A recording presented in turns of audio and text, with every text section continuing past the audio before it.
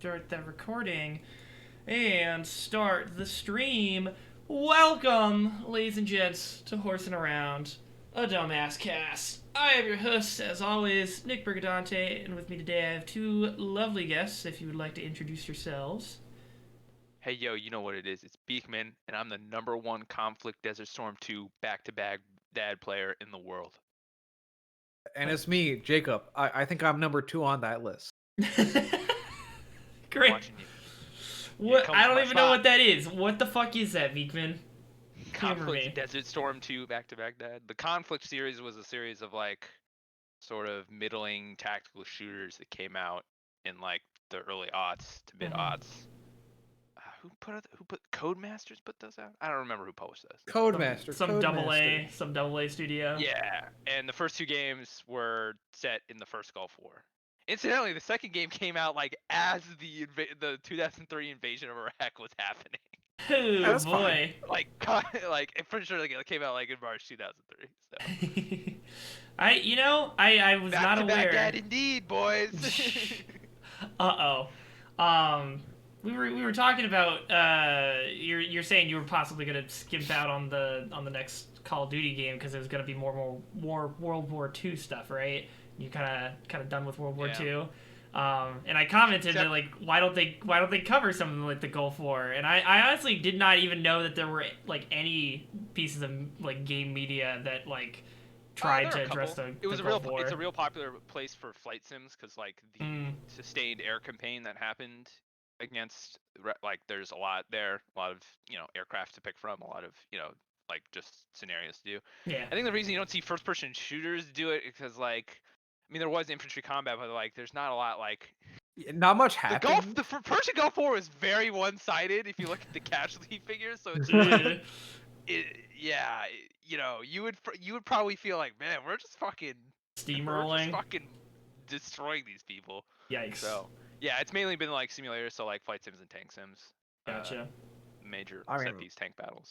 I wonder if, because I had one of the first video games that I owned on my first console, the GameCube, was a Top Gun action flight sim type game. There's a number of those Gun games. Yeah. Yeah, and I do remember in that game just generally flying over desert cities and blowing up SAMs and other aircraft.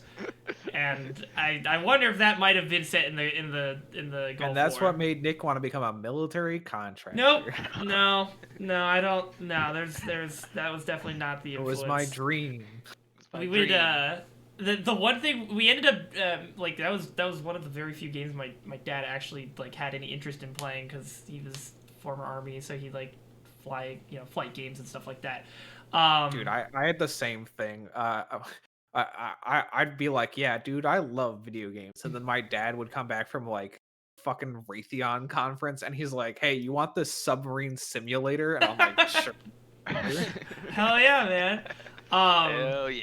But we got tired. The gameplay was not the greatest. It was just definitely Those a games are double always, A. very much second fiddle to even Ace. I mean, as far as arcade fight games, Ace Combat is the king on Right. the console. Yeah. Those This is games definitely were the great value brand Ace Combat type game. But what we end up doing is that there was this one location that was a very pretty low res city. But it had one spot where there was an archway that you could that had physics and collision tied to this big building that surrounded it, but there was an opening in the middle that you could actually fly through. So we would always try and just thread the needle there and see if we could get through without crashing.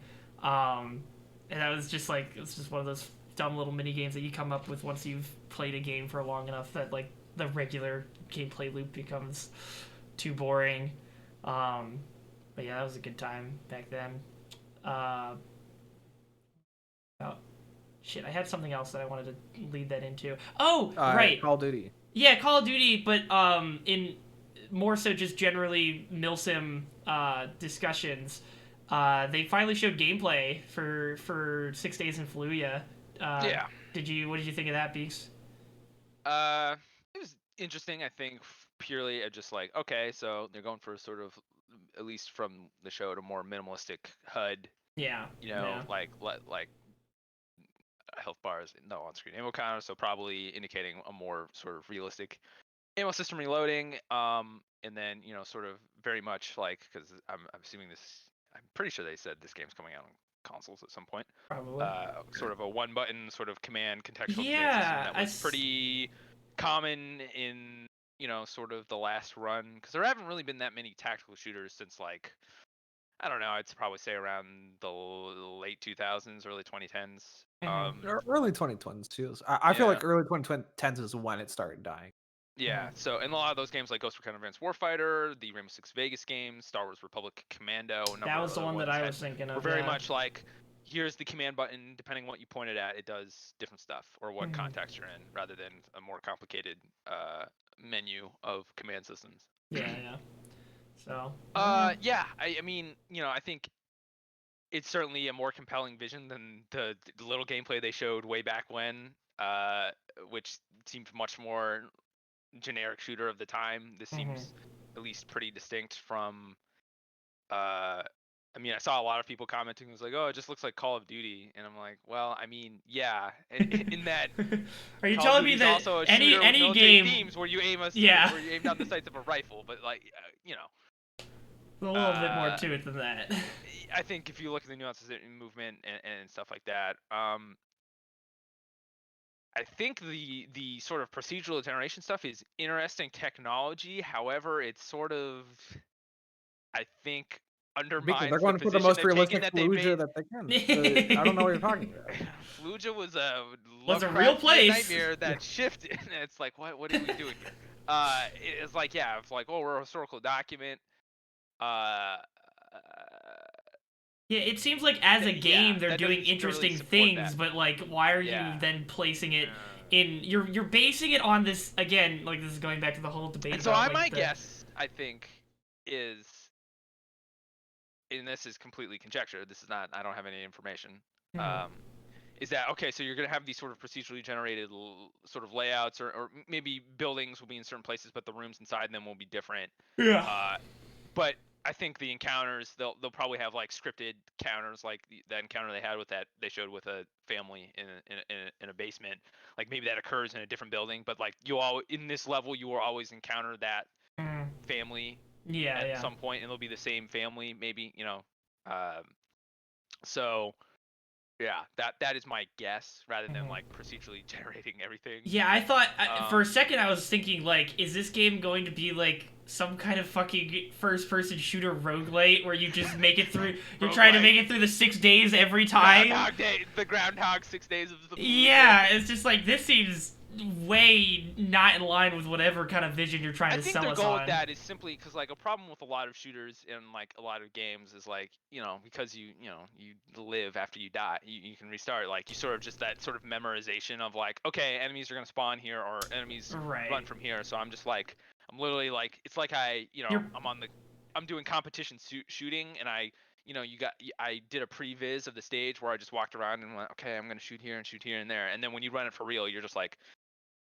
Yeah, it's not really not what realistic. Combat happens, because you don't know where people are or what you're gonna encounter. So it's a way to keep up tension, I guess. And like, I'm like, that's a cool system. Like, and I had said this back when Modern Warfare 2019 came out, and they had that like house clearing levels. I'm like, man, if someone made a game where they just had these procedural houses, that would be cool. But I'm like, maybe don't pick a specific historical battle. It's gamifying something that's like very real and also very controversial, like we talked about last time. Well, it just undermines like your whole thing. It's like, we're just telling a sort of story. Well, apparently not that. Yeah. Because like a lot of the specific details are going to be randomized. Like, Yeah. I don't know. It's a cool idea, I think, that is misplaced in this specific context. Yeah, so I could agree don't know. with that. Someone else should copy that. Put it in a military shooter. It's just a different one. But I don't know. I mean, I'm still, as I said, I think probably gonna play this game purely out of the just historical curiosity of it. But again, the ambivalence around the statements that have been made by people at the publishing company, at least. Right. Very interesting. I had not realized. So Marty O'Donnell is involved because he co-founded Yeah, the developer. Highwire. Yeah. So They're on board for that. yeah, So interesting. maybe the music will be good. I don't know. We'll see. Yeah, I don't know. I definitely agree that if you could just take this, literally just make it a fictional setting, but just keep everything else, and it would. Or and you would, could make up a fictional battle in Iraq. Yeah. You know, you could make up a Literally anything. Yeah. I mean, that has been a thing that has been. I mean, that's what it's interesting. I've been, there's this blog I visit who's did this uh um interesting March Madness theme. March Madness free brackets because it's just the NCAA basketball tournament time. Mhm. And his bracket was World War III novels. So he had a huge bracket, and the two finalists were Tom Clancy's Red Storm Rising and a book called Team Yankee, which is interestingly based off a setting of another World War III novel called The Third World War, which was written in the late 70s by a retired British general, I believe. Yeah. And Team Yankee is interesting because it is set in. I mean, it's bona fidely set in Germany, in West Germany, in a NATO Warsaw Pact confrontation. Okay. But all the like place names, like the German towns, are made up. Like they have fictionalized German names. So like, they're not like I'm not blowing up a specific. I'm not firebombing Berlin again. We're firebombing fictional German. So like Berlin. you could set it within a sort of a wider context of conflict, but with a more fictional. I mean movies have done that. Like the town of Ramel in Saving Private Ryan is a fake town. Like Ramel is not a real French town. They just we need to make up a town to have our action happen at because we don't want to like not pick a real town where there was real or maybe something where it could different to the story we're telling, which is a completely fictional story happen. Right. So it's like Yeah. there are a lot of options to do, but obviously they are invested in these specific stories. I guess they have heard from the people they've interviewed, so they commodify everything. Commodify war crime. Woo! Alleged. Yeah, those white phosphorus rounds sure might have been there. They definitely weren't officially documented, but here we are. Who knows? Who is to say? Definitely not the people that were on the ground except the people who said it happened. Yeah. They've documented the after effects that have lasted for decades at this point. Kind of crazy. I'm sure that radiation got there by accident, guys. It was floating its way down from Chernobyl. It just took a while to get there, okay? Yeah. It's just the radiation clouds just settled down on Fallujah a couple decades later. Just happenstance. It was a really unfortunate coincidence. Who could have seen this coming? Speaking of Chernobyl, though, how's that? What's that game? Not Fear. Stalker? Stalker, yeah, that game. Is that, still being advertised? What is that coming Stalker out this 2? year? Yeah, Stalker 2 they just put out a dev. They just put out like a dev diary thing showing some like models and stuff, and their character teeth generation tool. What does that mean? Do characters? Oh, they can like fucking customize all the different teeth, so you can have like different. Yeah, it was very uncomfortable. It was like. Hold on, now I need to look at this up. Time on this teeth tech. What are you guys doing over there? I mean, now I see why your games take 7 years to come out. I mean, it is cool tech. Like, yeah, it is oh cool. My god, they've generated the ability to create any British person? That's crazy. Got him. I'm sorry. I just pulled up. I looked up Stalker 2 teeth, and just the first image, I was just like, oh, British. British. What's all this then? I'm sorry. Look, sorry to my non-existent British audience. Mouths in game very hard. I played Control like a lot over the last week, and even that game with all of its talent behind it, you're sometimes looking at how the mouths are moving, and you're like, this. Sometimes it look great. Sometimes kind of poopy. Sometimes it don't look great. Yeah. I mean, anything involving like very precise facial reconstruction, facial movement stuff, it's like incredibly difficult to not just land yourself deep in the uncanny valley. So I mean, that's why everyone went fucking crazy when Yakuza 7, they have a very realistic looking piece of bread that is eaten on screen, and Yes, the everyone's like, bread. what happened? How they do that?" That bread And I look. mean, it's very cool. The bread tech in Yakuza 7, very good. The rest of the Yakuza 7's fine. It's okay. It's okay. Oh, where do I? Come on, show me the But fucking yeah, gift. Stalker 2. Those games. What is the release timeline? Because it was shown off I at don't know. E3 like It last comes year. out when it's ready, and this is not a cyberpunk meme. This is an actual the when it comes out of the oven, it comes out of the oven. So Let's be real. The first Stalker game, Shadow of Chernobyl, came out in not great state. I went not to the level of like Cyberpunk, yeah, but like because like Stalker was like a really ambitious game. Like the AI systems in that game, like and the way the world reacts to you and stuff happens is yes, like crazy. Like it the came AI out in will a state. loot bodies, like Yeah, pick up gear. So like you will shoot a guy and like you're shooting at another guy who has like a worse gun, like he's got a shitty sawn-off shotgun, and he'll be blasting at you, and you'll see his dead buddy, and he'll run off and grab his AK Oh, to use against you. Like, that there's a is pretty reason cool. like that game took so long to come out, but it got patched, and then there was like fan patches that fixed some bugs, and like those games are awesome. Yeah, yeah, it's like here's the difference between it and Cyberpunk. Stalker was a very experimental piece of tech that was building off a lot of things that already existed, but also was doing some like really new and innovative things. Yeah. And also it was like it's a when you look at the soccer games, you're like, this is a very strange passing project that one could not define until it comes out. And so then it came out, and now you're like, oh, I understand what a soccer game is like. And unlike Cyberpunk, which is Fallout 4. Oof. I mean, look, I like Cyberpunk more than the average person. I think I think it's like a 7 out of 10, maybe. Yeah. But it is really one of these things where you go, well, I wonder what they're gonna do, and you play it, and you're like, oh, it's like a Bethesda game. I got you. Yeah. Whereas That's like the Stalker, innovation you they couldn't say gave. it's like anything because it's not like. Trying to think what. It's a. I can't really think of any games that were like Stalker before. Stalker. I mean, Stalker kind of invented the realistic loot shoot genre. Yeah. Like maybe Tarkov doesn't exist without Stalker. I see. 100%. Yeah. Gotcha. A lot of survival games probably don't exist without Stalker. It's at least the influence. Like, Stalker has some sort of survival mechanics in it, but not to the extent of like. Mods. There are mods that add it in. There are mods that are like, yeah, you need to be eating and drinking water regularly, and stuff like that. But yeah. Yeah. Those games are so fucking cool.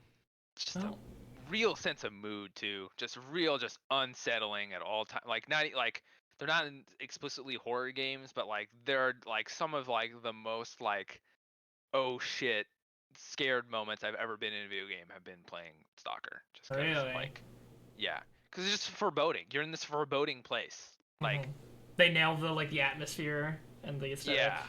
And it's not like it doesn't feel forced foreboding. It feels real because like I'm in the Chernobyl exclusion zone. Like this is a real place where bad shit happened. Yeah, that is an example where using the real location is used properly because like. Yeah.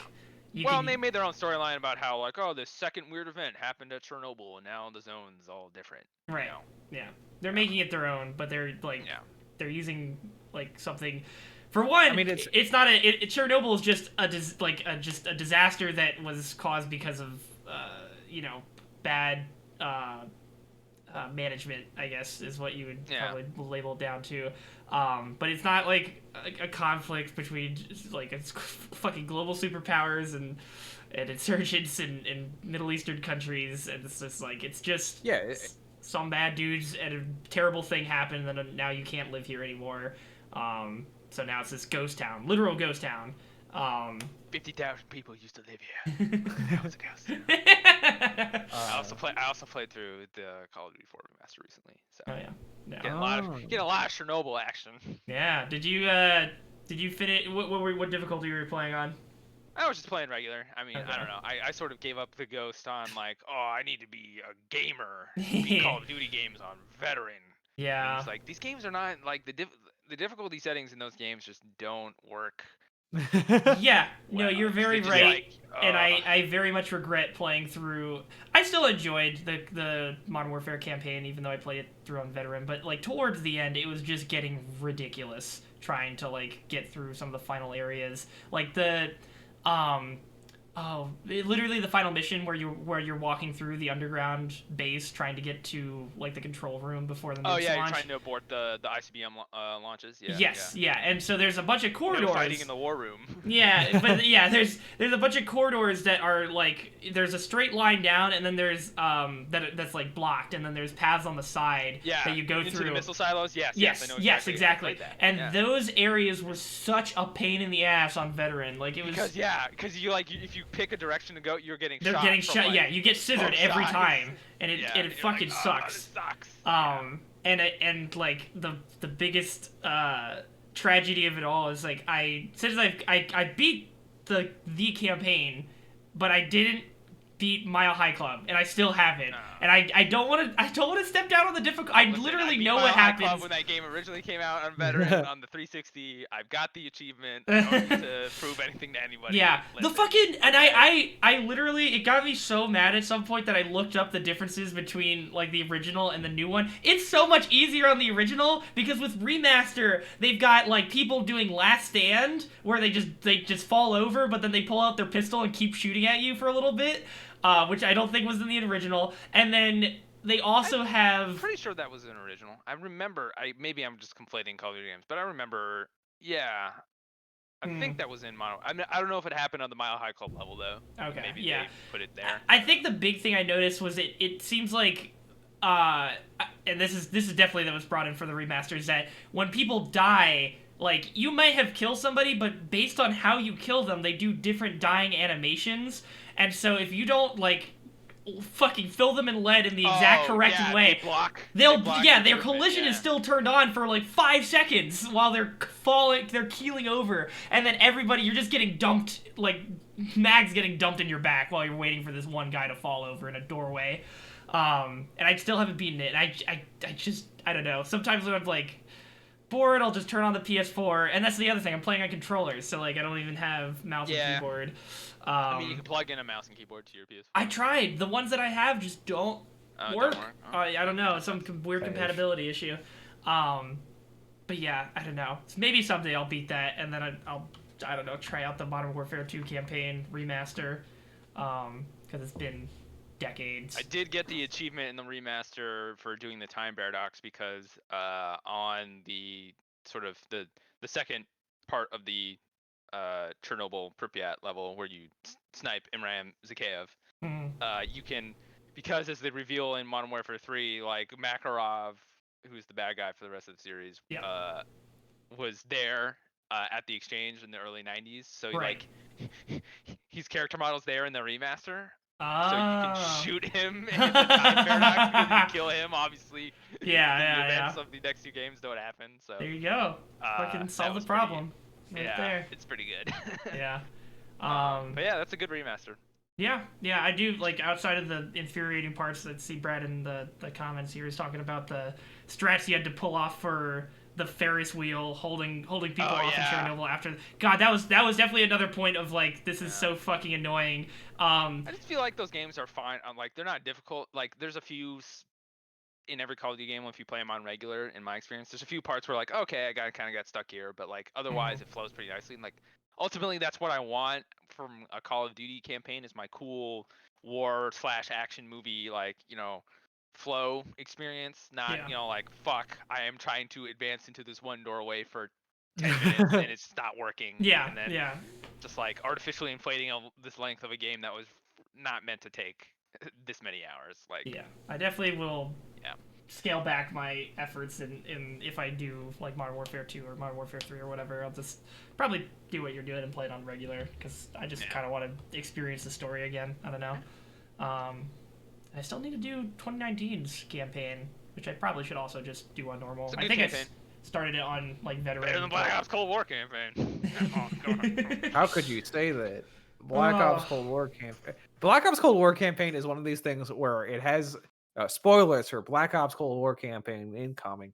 Oh, I mean, I won't spoil specifics, but the Black Ops Cold War campaign is a campaign where it was like, oh, here's the bad end, and I'm like, this doesn't seem like the bad end. This seems like the good end, like ending, as it's been dubbed on the internet. Has it like like the thing is like there's the good, like the NATO end. I'll just use these terms. The NATO end, and there's the like Russian end. And not even technically the Russian end. I mean, like, yeah, you know what I mean. The way but the story works, like the bad guy. I'm just trying to not give away much. Yes. And playing through the game, I'm like, I don't know. I think the CIA might be the bad guys. I don't know. See, the thing is, Jacob, I feel like, yes, but I feel like they accomplished all these themes way better 8 years ago in 2012 with Black Ops 2. I look, I'm not disagreeing. Yeah. But what I'm saying is I'm like, but that's the problem, is that I'm like, the good end is an end where I'm like, this thematically makes no sense. Like I understand the writing is trying to tell me no, being like stopping these guys is good because otherwise bad thing happens, and I'm like, I don't know. I think we kind of like fuck things up real bad, and I think bad like that's supposed to happen now. Like, this is really not good. It feels very much like they're like, well, we have our idea for what we do for our Black Ops mindfuck thing because it's a Black Ops game and we gotta have a mindfuck thing. Of course. Except for the Black Ops game where we don't have a campaign. That's the mindfuck. The mindfuck is there is no campaign. Oh my god. The mindfuck is they got you to buy a Black Ops game with no campaign, but they do have zombies, and that has hella campaign in it now. It's all campaign. I like zombies. I like zombies too. They were talking on the Giant Bombcast about the rumors about the new Call of Duty game, and like how, because like this one guy had reported, he would. This website, Modern Warzone, which has done some Call of Duty leaks in the past, it said, okay, Call of Duty game, and it's like, it's weird because it seems some of the cutscenes are set in the 1950s, so maybe it's the alternate history where World War II didn't end I did hear that.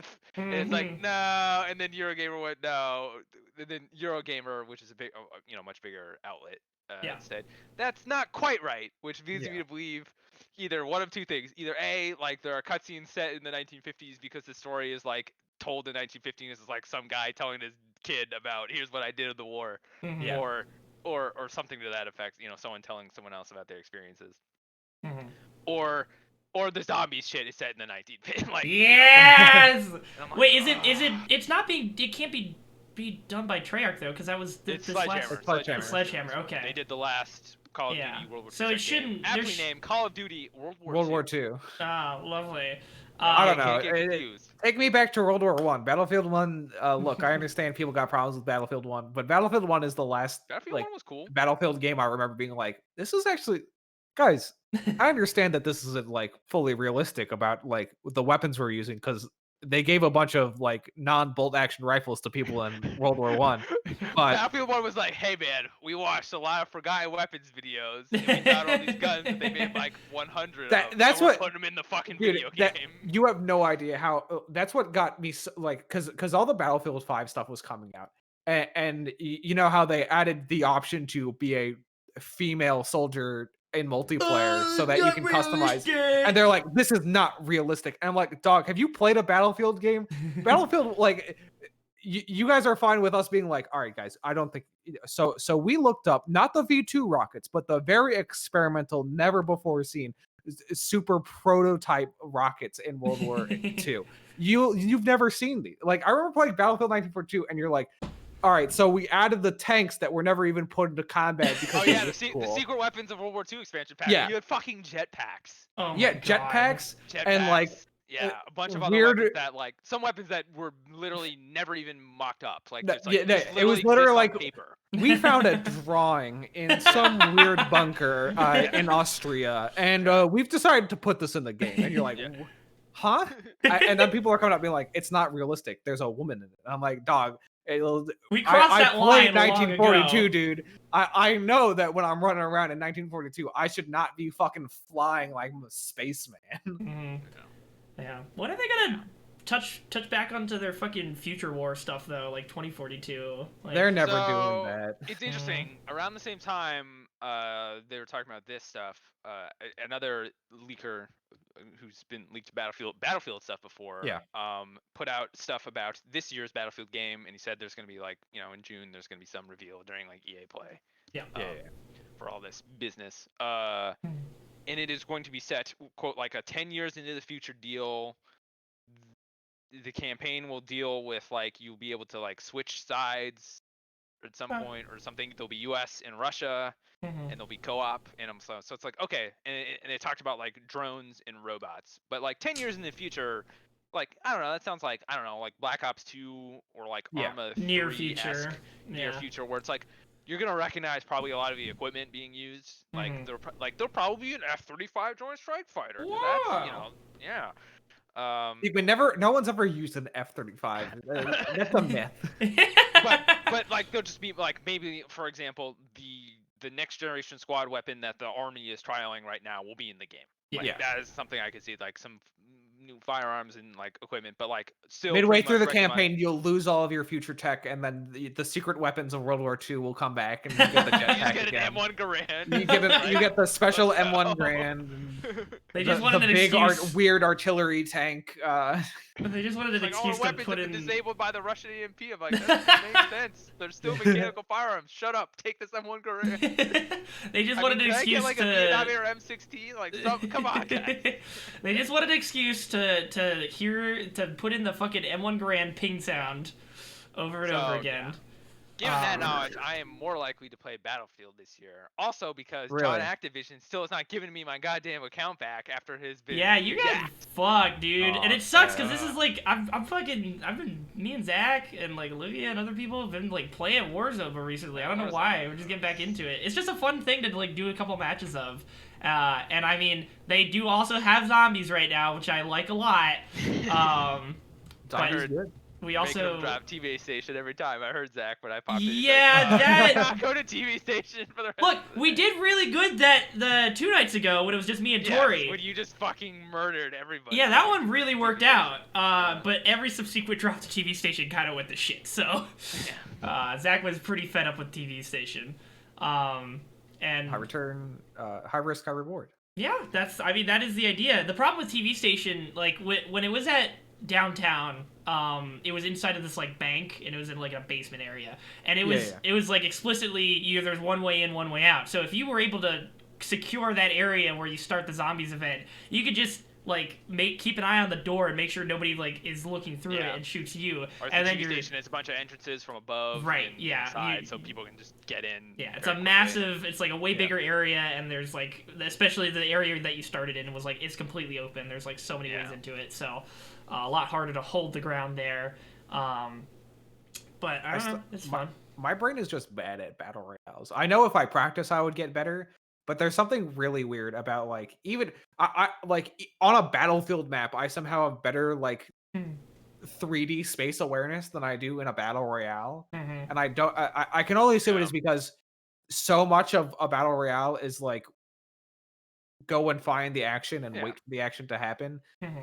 But in like even a Battlefield map, like even when you spawn, like you're heading towards an objective. Also, you're in a massive team, so it's like you're not like okay, I have 4 teams and then everyone else is against me. So like I'm like whereas in Battlefield, like I'm on the squad and we have a bunch of other squads, so like I'm focusing on my part and there are squads over here who are like engaging other people. So I'm not necessarily as concerned about like just getting ganked from every possible conceivable. There's more of a sense of a front line, I guess. Yeah. You know what? I want Slam's fist on table. Give me more desert battle royale maps, because the desert maps in Battlefield 1 and Battlefield 1942 are some of the most memorable ones I have. Oh yeah, LL Main. Yeah, dude. Like speaking of Gulf War games, the most popular mod for Battlefield 1942, and the straight up reason why most people bought that game was, why a lot of people bought that game anyway, was Desert Combat, the Persian Gulf War mod. Really? Yeah, And they hired those dudes who worked on that game to help with Battlefield 2, the first modern combat Battlefield game. And then they got fired at the day the day that game came out. Like, what? Oh my god. Like, maybe we don't need you anymore. And then those guys hooked up with THQ and they made Frontlines Fuel of War and the first Homefront game. Oh, wow. man. Homefront feels like a series that is like both pivotal to my development and also just a wisp of memory in the back of my head. Yeah, Homefront was like a fever dream to me because I never played it. I saw it coming out, and then everybody was just like, "Yeah, this game's like not good." And then I was just like, "Okay." It was just in that massive. I feel like that was like in a space where it was a bunch of first-person shooters. The problem with Homefront is like I feel like on paper there's so much there that I can like sink my teeth into, and then every time they try to execute on it, I'm like, but why? You're like, you're so close. You're like, okay, interesting. Invasion of the United States story. Okay, that's interesting. Okay, North Korea invading the United States is not really believable in any way, shape, or form. Yeah, but even very clear that you didn't make it the Chinese because you maybe wanted to sell the German China. Oh yeah, that's exactly what my mind went to when you started elaborating on that. It's just like.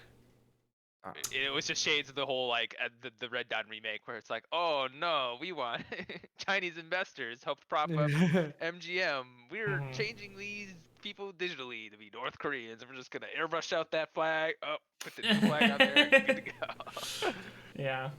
It's like, man, it's almost like even in a scenario where you could try to somehow postulate that the North Koreans could have invaded the U.S., the only way they could do that is probably via Chinese funding. I think that's the only realistic way that could even be possible. So you're kind of just digging yourself a hole. Don't mention China at all, which is weird because China just doesn't North exist. Korea like takes over South Korea, and I'm like, I'm sure China would be like concerned about a North Korea on the rise in a sense. They'd be like, I'm pretty sure everybody would be. I think literally every sovereign nation would be like, hey, wait a minute, hold up. I mean, like China is like, I mean, they sort of tacitly support North Korea because they like having North Korea as a buffer, but they don't like.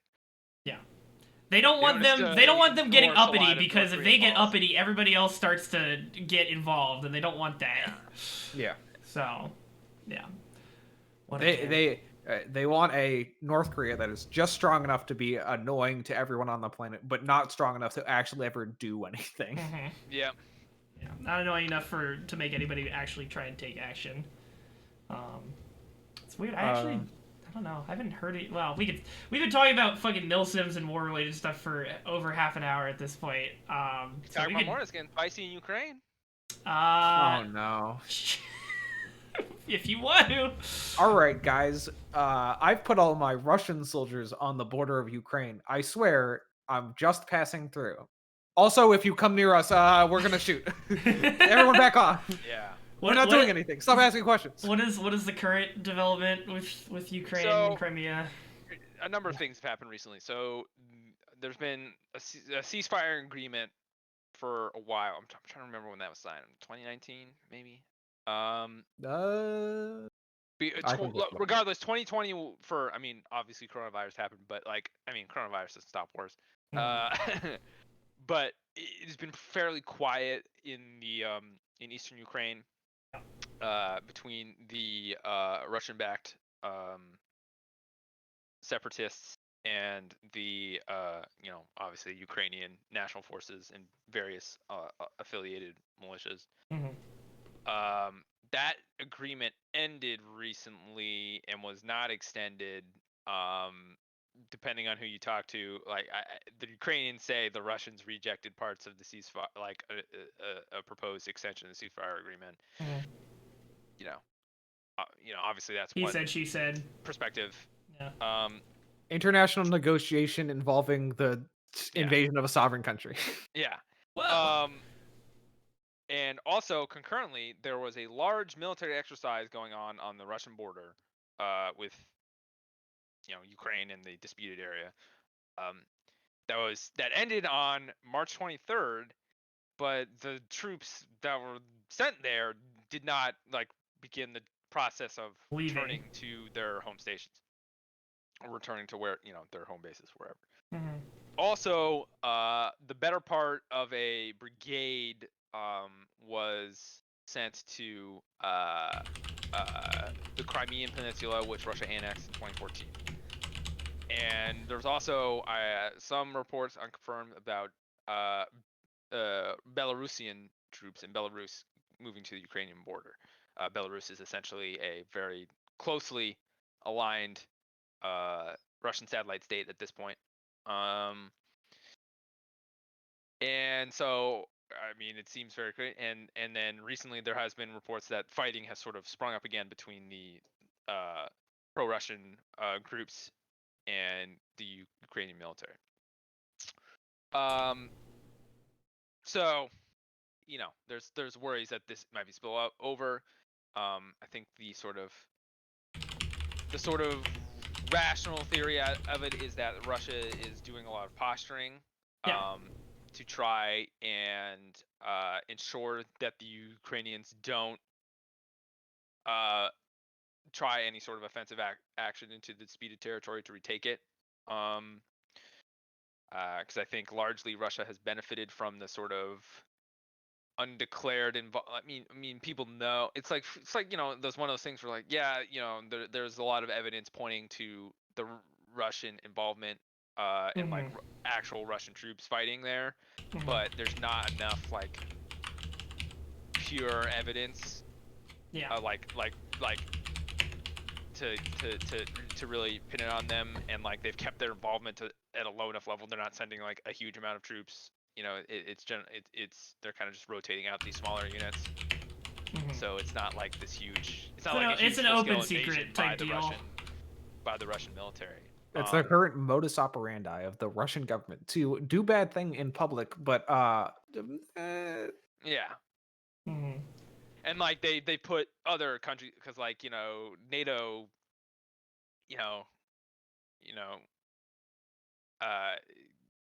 can do very little to react, and the allies of Ukraine can sort of kind of do very little to react until there's more.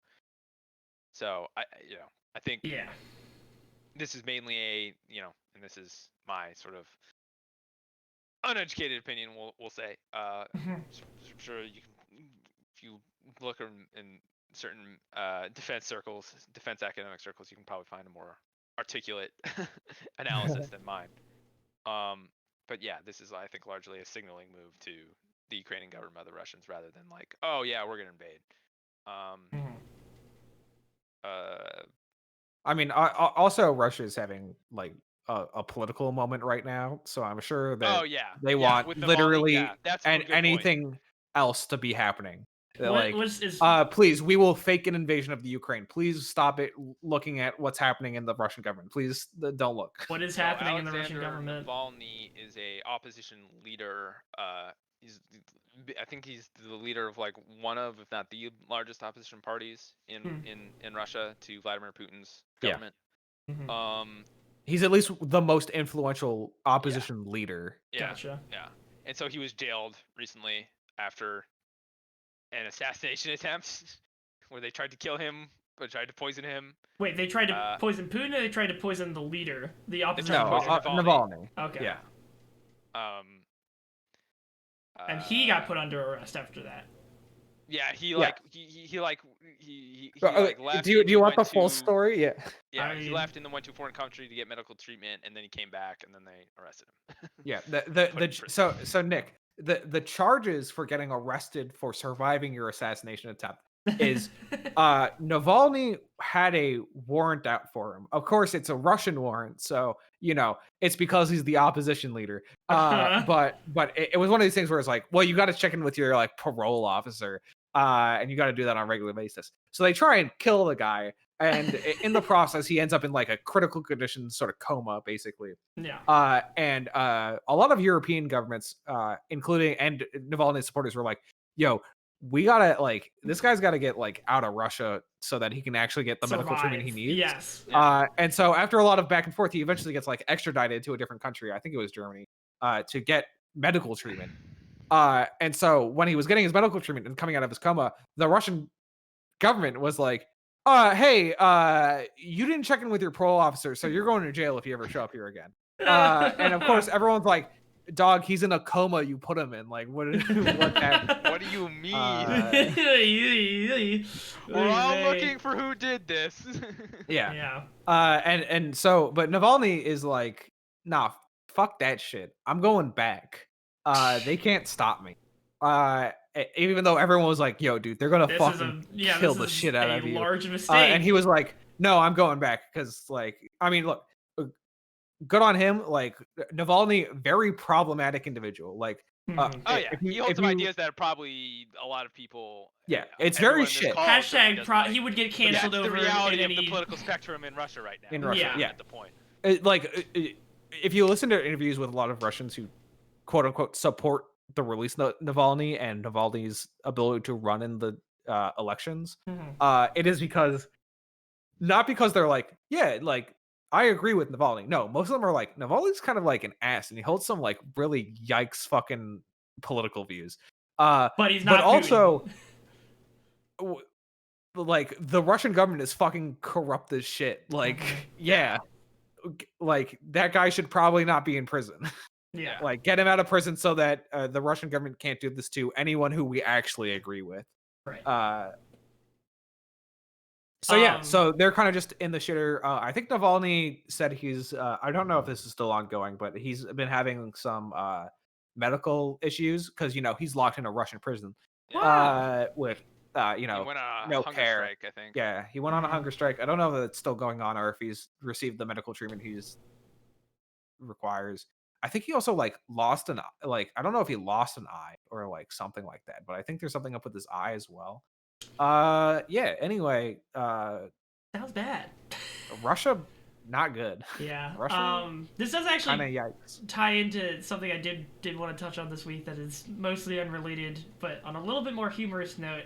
I'm sure you guys were all hearing about the Ever Given cargo ship that got itself stuck in the Suez Canal, and was recently Old news, no longer stuck. Extricated. Yeah, no, I think it got out last Sunday, so it's a little old at this point, but we didn't get a chance to touch on it last week, so I just wanted to bring it up here. But in relation to all this Russian fucking bullshit going on, and this is through the grapevine, I've got it up on the screen now. It's from a Twitter thread, so, you know, take with whatever grains of salt you would like to.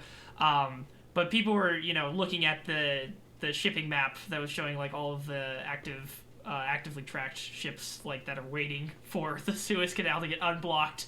And apparently one of these ships was just a Russian warship that may have also been like trying to cover itself up as like some other cargo ship or something. So I think that may have been a weird, like, I've seen discussion of that, and may have been just a weird quirk of the way it was ships labeled. are getting tracked. It was a Russian warship whose job it was to be an oil tender. Like, it's a Russian refueling ship. Like that's so yes, it is a warship under the Russian Navy, but its job in the Russian Navy is to carry fuel to other places. So I see.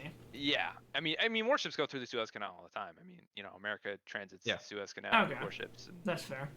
I don't know. It's just, I guess it was just funny because, you know, it's just a bunch of cargo ships and then just one military ass looking battleship out here, just like I don't waiting. know. I think the bigger thing is, like, you know, a lot of East Asian countries have, you know, it's that time of the year again where they, you know, step outside and they're like, hey, where'd this island come from? And the Chinese government just is like, sorry, it was always here. And in fact, it's owned by China. So we have been there for 2,000 years. Did you know that China is one of the oldest civilizations in the world? Also, this sand just happened to be here and it's connected to China. So sorry. Sorry. What? Okay, you're in the so purview of the Chinese military now. Sorry. I've heard about this in the past, but I've never like really deep dived looked into it. Are they just like creating landmass to then own in the South China Sea? Yep. Oh, okay. They are taking land. Their sort of control and exclusive economic, you know, I see, dominance over the South China Sea. They're trying to exploit how international maritime law works about who controls what based off of the water around your country.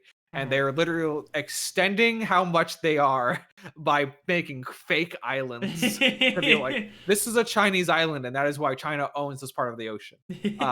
And countries are like, no, and then China is like, yeah, but we've got gunboat. Back up. Back up, like, back up. What? I mean, this was a big issue in this is one of the things where, like, if you weren't paying attention to international politics over the last administration, like, shit in the, like, China Sea is, like, fucked right now. Yeah. Like, Yeah, it's not good. They were There's this testing their giant limits. Illegal Chinese fishing flotilla, like in the Philippines, like that is just straight up just in Philippine waters, just fishing. And they're like, I don't give a fuck. Come fuck with us, find out. Like the Philippines was like sending, sort of like some light military, like some light fighter jets to buzz them and say, hey, please leave. Get out, please. We don't want to start an international incident, but please leave. I'm begging you. And there was also, weren't there border skirmishes between China and India? Yeah, that's been going on for a little bit now. Okay. Yeah, that was weird. Yeah, where they just beat each other with hand weapons. It's just very strange, like massive brawl. I was like, whoa. Yeah. So yeah, there's a lot of tension in the Indo-Pacific region. Yeah, I don't know. It's one of these things where, like,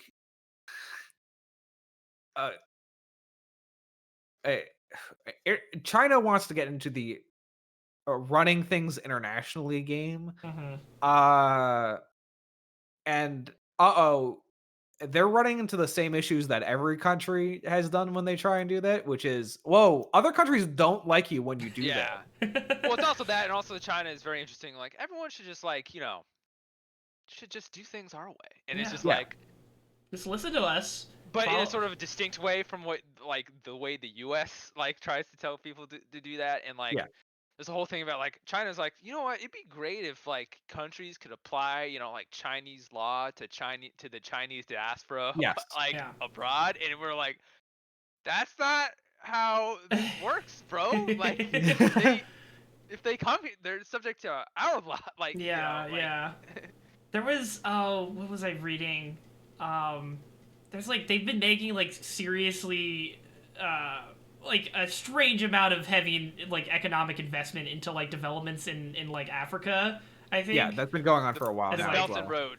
Yeah. Yes, the Belt and Road. Yeah, and so they're trying to just, like, plant themselves there, and I'm assuming down the road, like, start, trying to push their culture as well. Like, well, yes, but I mean, not culture, but it's an economic play in which they're trying to conduct economic colonization. Like, here, we are gonna help invest in you. What we want from you is we want some, like, ports and some other resources that you have.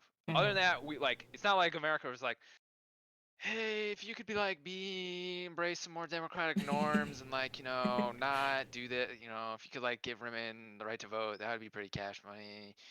If you could do that. Yeah, but China don't care about that. Yeah, China's like, yeah, bro, just give us the money. People, I see nothing. Just give me the cash.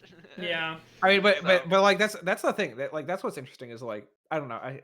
I feel like I need to know a little bit more about this topic other than the stuff I learned taking international relations classes at college, and the stuff I've been trying to keep up on during this. But yeah, I mean, it's one of the things we talked about a lot in, like, the international relations classes is, like, a lot of these African countries already have experience about dealing with big superpowers trying to show up and fuck with them. and like, China is one of these things where China is trying to kind of, like, do the economic colonialization game of, like, what you're saying, which is, like, not trying to go, like, hard on, like, hey, this is how you got to run things, but, like, trying to put Chinese stuff all over the place. And some of these countries will be like, all right, yeah, thanks for the road, but we're gonna just do our own thing now. Like, bye. We're still our own country. Yeah. Like, right.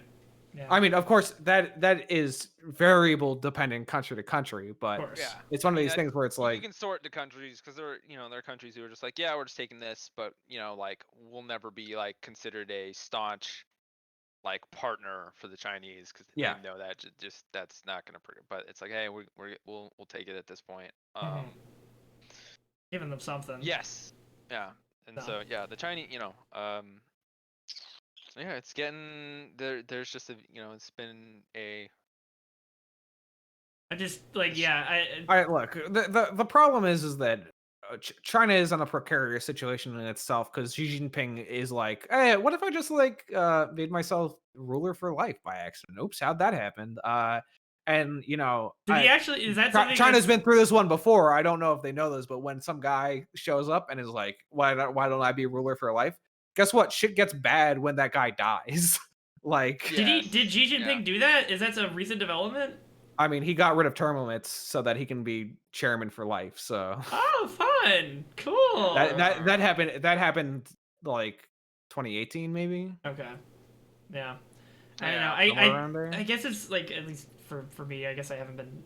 I would consider myself someone who's not been keeping as up to snuff with most of the stuff. Some of the stuff with the Uyghur Muslims is something that's definitely been the Uyghurs, called out loud enough for, I think, a larger population of people outside of Asia to like recognize it as a problem, which is good. But like all that stuff that you guys have just been talking about is like very flew under the radar. And I guess it's just part of it is probably just because like we've just been so internally focused on the bad shit that's been going on here, which I guess is like it makes sense, right? Like to focus on stuff going on in your own country. That is always the tension with the United States is like, do we intervene or do we focus on ourselves? Well, the tension, like, I mean, that's kind of like international and foreign policy is very important, but like it is very much not important to the American electorate, to American voters, because like they are understandably like very concerned about where their lives are going to go. But like, I mean, the reality is we live in a global system, and what happens, somewhere, it's not like it's not like pre-World War II where we were just this very sort of like, we're doing our own thing over here on our continent, and those Europeans want to fucking murder each other or whatever, like what? Right. Yeah. When a large portion of our population emigrated from Europe, it turns out sometimes there's some vested interest. Or some Japanese or some German submarines accidentally sinks the wrong ship, and you're like, yeah. All right. Yeah, that was all a problem. I mean, it's one of these things where, like, Nick, you brought up a question that, I mean, a lot of people do think about, but I think is a false dichotomy. But also, I'm saying that with an education background in international relations, history, and economics, and it's a very weird thing that a lot of I don't want to say like globalist, but like anti-internationalist isolationists. Isolationists, but I don't even want to say isolationists because they don't necessarily believe like nothing, like you shouldn't, like you can't communicate with the outside world, but it's more like just don't touch anything.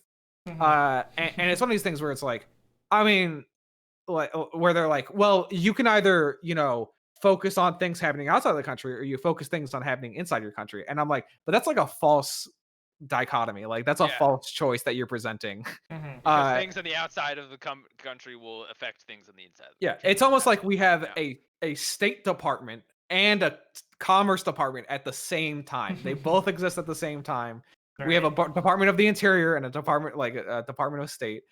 Like all these things can happen at the same time. Like just because someone is saying, hey, I think it's important to talk about the bad stuff happening in Yemen right now, doesn't mean suddenly the Fed is like, well, I guess I'll never print another dollar ever. I just don't understand. We're so focused on Yemen.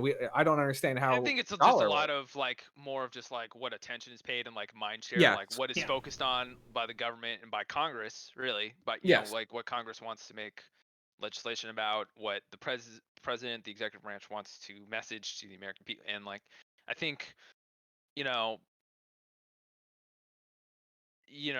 since 2001, it's just gotten, just the way things domestically in the United States have progressed to a point. Yeah. It is very clear that, I don't know, most people are just like, we need to focus, or their focus is on what's happening in the United States. But I mean, obviously that doesn't change, the effects, like I said, like conceivably, if,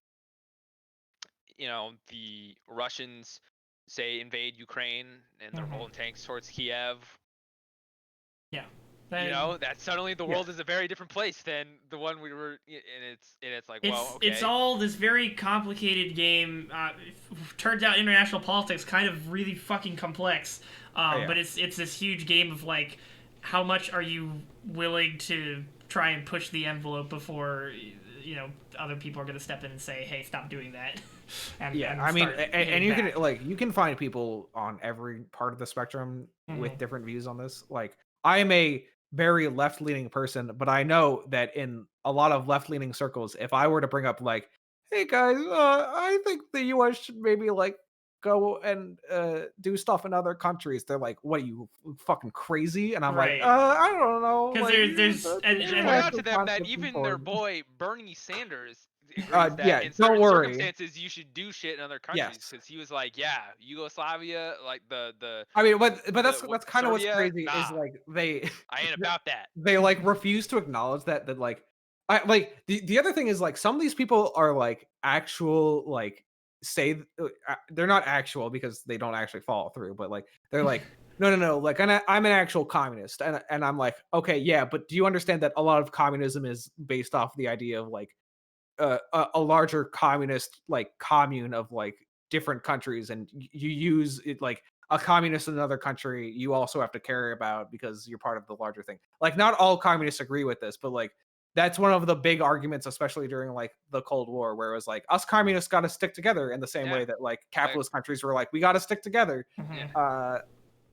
Like, it's one of these things where it's like, no dude, like, hey, did you know that in a global world, if some bad shit happens on the other end of the planet, it still affects you? Like, if China shows up on Japan's shores one morning and is like, island please, guess what, we got to do something about it. Like, I mean, turns out what happens with, this whole issue talking about the border crisis, like, shit is bad in these South American countries, politically for a lot of people, or economically or whatever, so I can try and find a better life. Like, I can understand the apprehension for getting more interventional with international affairs because of our history. Let me be clear, fucking it up. I'm not necessarily endorsing the foreign policy choices made over perhaps 2 decades. It's something that has to be done That is something we need to learn of. Yeah. We need to think very seriously about when we intervene. But like,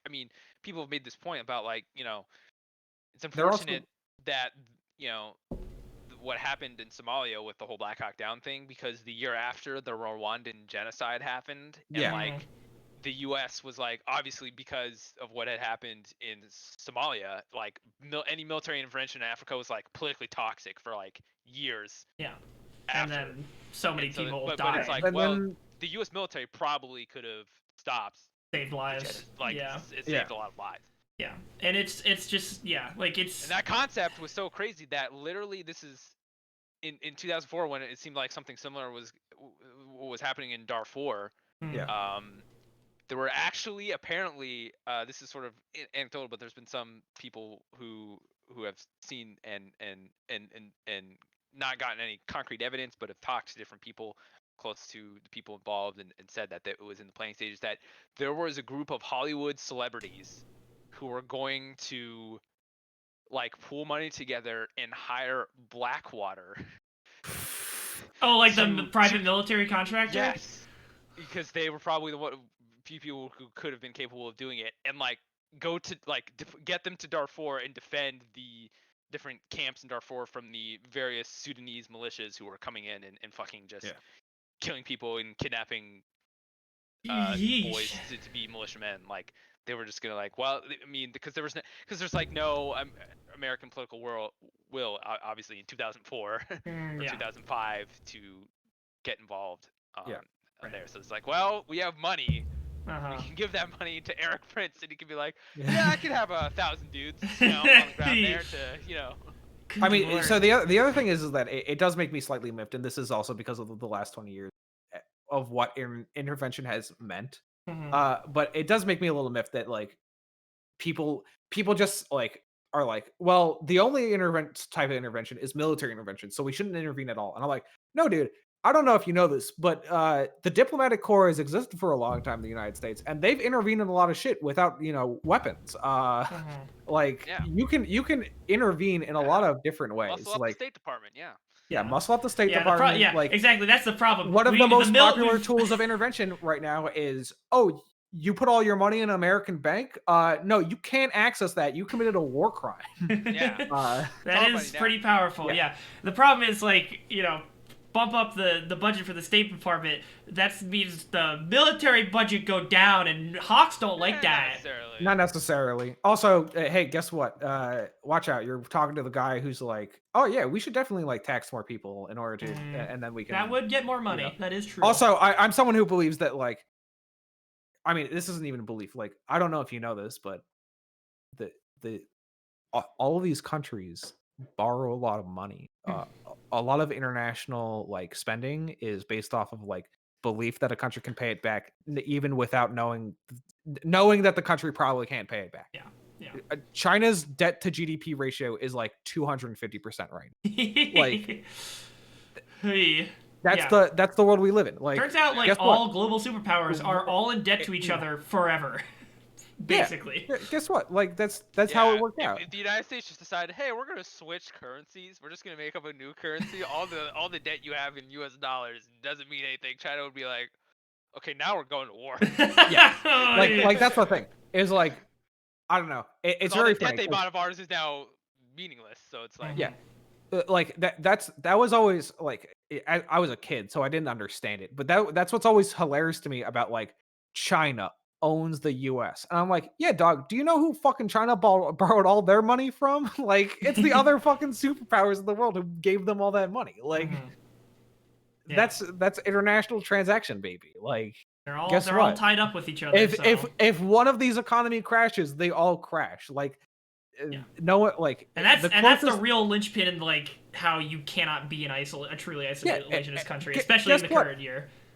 The one time the U.S. economy almost did that is when the Republicans were like, we're not going to re-up all of this taxation and continue this spending.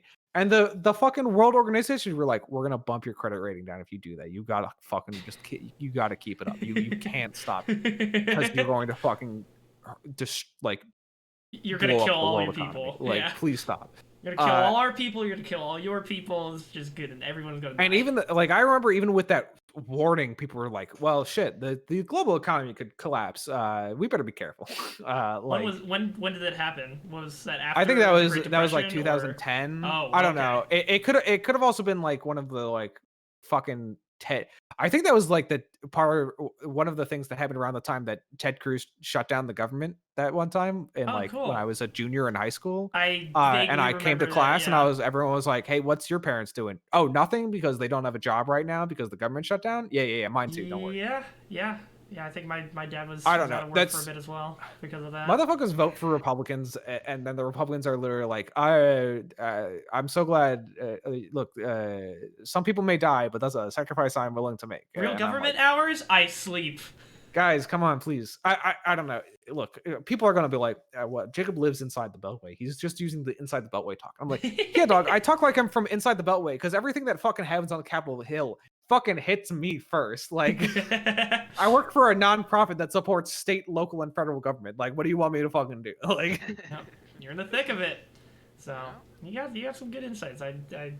These conversations are always a delight just to learn some more about how fucked our government is on a regular basis. But just one more point to touch on about like the point you made about the military being always like. A big problem, I think, in general in the United States is like the U.S. military is one of the last government entities that is seen to A, be halfway competent, and B, be respected by anybody. Yeah, sadly. And it's annoying. Well, but the problem is that is like a self-made problem. Right. Yeah. Like the U.S. government in the 80s elected a bunch of people who are like, the government doesn't work. And in fact, it's better if it doesn't work, because then that way you'll think it doesn't work, and then you'll vote for people who think the government doesn't work, and we should stop making the government work. And the two things we think where the government should work are the military and, until recently, the postal system. Yeah. But not even the postal system now. Now it's just fucked. So hopefully, and the only reason it's the military is because military spends big bucks on the government contractors who are making the bombs. Who put jobs in X district. Yeah, who easy to count jobs in X district. Yeah. You can say Even I'm a Bernie good old probably, boy. even Bernie Sanders, like, he's from Vermont. There's F-35 jobs in Oh Vermont, so yeah, he's yeah, got totally. a vested interest in keeping the F-35 program alive, which may surprise people. Yeah. Look, it's fucking everywhere. I was reading. One of my jobs is looking through state government budgets, and North Dakota just has a program which is like, here's $7.5 million to a random government contractor in North Dakota because it has a big contract with the DoD and it's a big Air Force unmanned testing field. They get all this money because that's where the government is going to give them money too. So yeah, I don't know, just keep being involved and anyway, give the State Department more money. That's what I'm saying. Just give it over. That's one thing that also made me so upset is like people were like, dude, he's making this is referring to the previous administration. He's making America another power in the world. I'm like, with who? There's no one in the State Department to talk to anyone talking about what America's doing. They don't need anybody in the State Department, Jacob. Trump does it all himself. Or they are a moron. Yeah, those are your three options left at the State Department, and they're or there's literally some people who stuck it out. Every news article now is like, government agency empty because last administration emptied it out. We have to spend so long fucking rebuilding every government agency. Fuck. Yeah, ramifications from the last 4 years are going to be rippling for a good long while. But hopefully we'll be able to learn from the fuckload of mistakes we won't, that but made. I want to believe, Jacob. Can we end this on a little bit of an optimistic note, please? I'm begging you. No, dude. They keep electing the people in power who are like, let's see, destroying the government good, wage slavery good, no one should have rights, also were concentration camps bad. Remember when we were all yelling about the fucking camp, the kids being put in cages, and now it's not being talked about, even though it's still happening? I mean, it's being done, it's not good, but it's still I've seen a fair amount of press about the conditions. Yeah. It's pretty fucked, Biden. Yeah. Please do something, you motherfucker. Anyways, all right. Well, I guess we're just gonna end at this point because we're already over an hour by a good amount. We live in a society, as Jared Leto Joker would like to let us know. So, on a positive note, it does at least seem that some things are happening. That's the one positive you can take away. People are getting. I think to some extent, some things are okay. The federal government in power now was like, oh shit, we should bail out all of the states across the country that are destroyed by the coronavirus because they have no tax money anymore. Which is a good thing because as someone who has to read state budgets, wowie zowie, they need that money or else they are going to literally explode. Yeah. So and people, I think, voter turnout is improving for once, which is good. Well, unless you're in a state that is people voting, let's stop that. That's uncomfortable. There's voter suppression, but people are going to get louder and angry about the voter suppression, which is good. So just keep being loud, keep making noise about the issues that you care about, and hopefully that'll bring about the change that we want to see. Yeah, what's this podcast about again? Sorry. Fun goofs and gaffs. Oh yeah, just some dumbasses goofing and gaffing.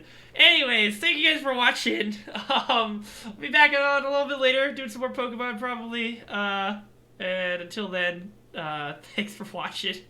Stay safe out there, and peace out. See you. Oh my god.